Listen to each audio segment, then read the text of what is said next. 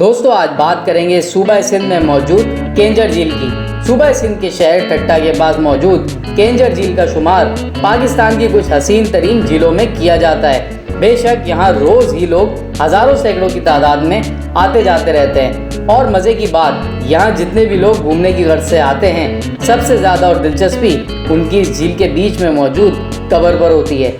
यहाँ छोटी सी पहाड़ी पर एक सुर्ख पत्थर पर बनी हुई ये कब्र किसकी है और ये कब्र किसने बनवाई और यहाँ कौन दफन है, इन सब सवालों के जवाब आपको मिलेंगे आज की इस वीडियो में। ये कहानी हर कोई जानना चाहता है। बेसिकली इस जगह को नूरी जाम तमाची की मोहब्बत के नाम से जाना जाता है। आप सबके जाने पहचाने मशहूर सिंधी शायर शाह अब्दुल लतीफ़ बिटाई ने इन दोनों की कहानी अपने अल्फाज में बहुत ही खूबसूरत अंदाज में बयान की है।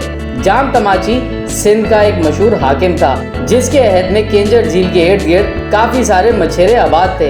इन मछेरों का काम मछलियों को पकड़कर बेचना होता था और उसी पैसों से इनका घर का गुजर बसर भी होता था।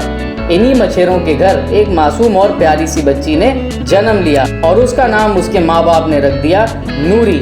अब जनाब जब नूरी जरा जवान हुई तो अपने वालिद साहब के साथ झील पर मछलियां पकड़ने के लिए भी जाया करती थी। एक दिन की बात है, जाम तमाची अपने शाही सवारी कश्ती में केंजर झील की सैर में मसरूफ थे तो उसकी नज़र इत्तफाकन उसी प्यारी सी मासूम लड़की नूरी पर पड़ गई। जाम तमाची को पहली नज़र में नूरी से बहुत ज़्यादा लगाव हो गया और ऐसा मेल हुआ कि नूरी को पहली दफ़ा देखने के बाद उसका जीना ही मुश्किल हो गया।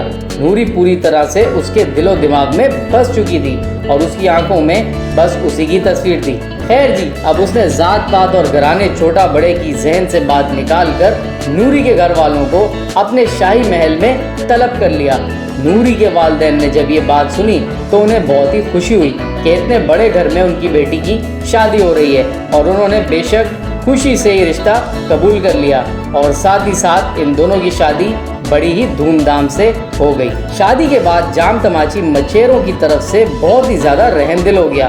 उसने ना सिर्फ उन पे टैक्सेस माफ़ किए बल्कि उनमें इतना सारा सोना चांदी तकसीम किया कि उन गरीबों के तो जैसे दिन ही फिर गए हों। नूरी के अलावा जाम तमाची की 6 बीवियाँ और भी थीं, लेकिन उन 6 से ज़्यादा उसे सबसे ज़्यादा लगाव और मोहब्बत सिर्फ नूरी से थी क्योंकि वो बहुत ज़्यादा सादा तबीयत थी, जबकि उसके सामने उसके दरबारियों और दूसरी बीवियों को भी झुकना पड़ता था।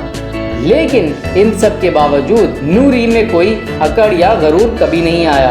अब बताया जाता है कि नूरी और तमाची की बेतहाशा मोहब्बत देखकर उसकी दूसरी बीवियां खुश नहीं थीं, तो उन्होंने एक सोची समझी साजिश के तहत एक प्लान बनाया जिसमें नूरी पर महल से हीरे जवाहरात चोरी करने का इल्ज़ाम लगाया गया और कहा कि ये अपने भाई को वो सब हीरे दे देती है और एक लकड़ी के डब्बे में डालकर। जाम तमाची ने जब ये सब कुछ सुना तो वो नूरी को रंगे हाथों पकड़ने के लिए तैयार हो चुका था। जब अगली दफ़ा नूरी का भाई मुलाकात करने के लिए उसी महल में आया तो वापस जाते वक्त महल के चौकीदारों ने उसके भाई को पकड़ लिया और डब्बा लेकर बादशाह के सामने पेश हो गए।